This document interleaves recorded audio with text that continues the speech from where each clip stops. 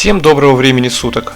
Наконец-то на рынке бюджетных дронов появилась интересная новинка, которых не было продолжительное время. Последний год лично моим фаворитом среди недорогих квадрокоптеров был SGRC F11 4K Pro. Не так давно появился дрон, который по крайней мере точно не хуже его, а по некоторым аспектам даже лучше. Это квадрокоптер MGX Bugs 16 Pro. Для тех, кто не знает, фирма MGX уже давно известна на рынке как производитель качественных квадрокоптеров в бюджетном ценовом сегменте. Перейдем, собственно, к самому коптеру. Начнем с того, что дрон имеет довольно большой размер, в разложенном состоянии 39,5 на 39,5 на 9 см, ну и соответственно вес 628 грамм. Это больше, чем у подобных дронов.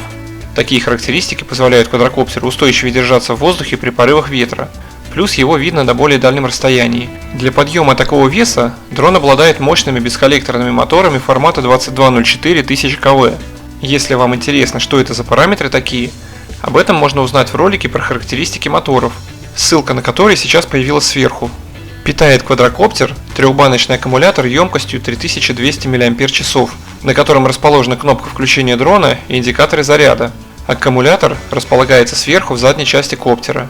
Его в два счета можно снять для зарядки или замены на другой. Под аккумулятором по бокам вы можете видеть решетки охлаждения внутреннего оборудования дрона, которые при всей своей функциональности еще и смотрятся очень красиво. Время полета квадрокоптера на одном заряде аккумулятора очень даже приличное, до 28 минут. Заряжается аккумулятор через порт USB Type-C.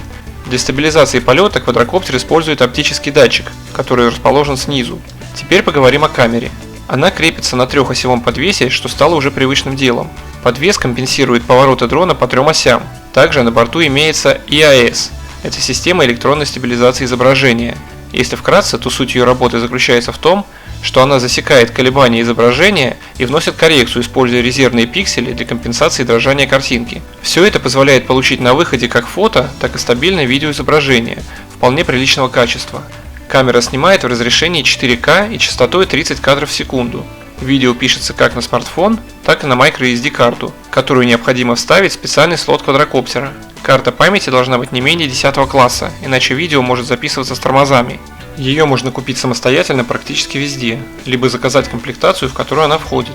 Углом наклона камеры можно управлять дистанционно. Диапазон наклона от 0 до 70 градусов.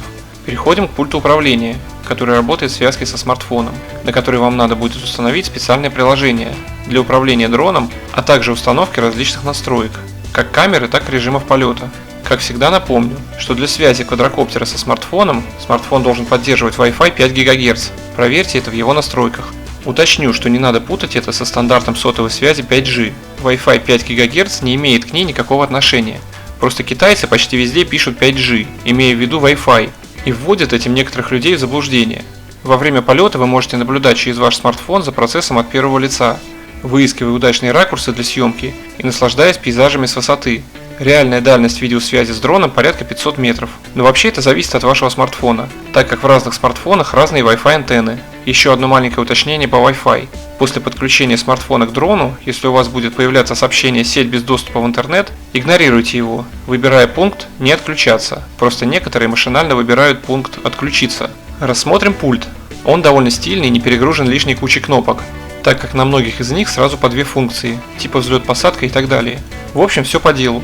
Пульт имеет LCD-экран, на котором выведена необходимая телеметрия, а именно дальность от места старта, текущая высота полета, заряд батареи, заряд пульта, количество GPS-спутников и индикатор включения самого GPS-модуля, который можно отключить. Индикатор режима скорости, которых имеется два – медленный и быстрый. Внизу пульта есть складывающиеся ручки для более удобного хвата. В верхней части находится держатель смартфона, который оттягивается в зависимости от его размера. Также вы можете выбрать вариант пульта как для правши, так и для левши, с зеркальным расположением стиков и кнопок. Спереди квадрокоптер похож на DJI Mavic.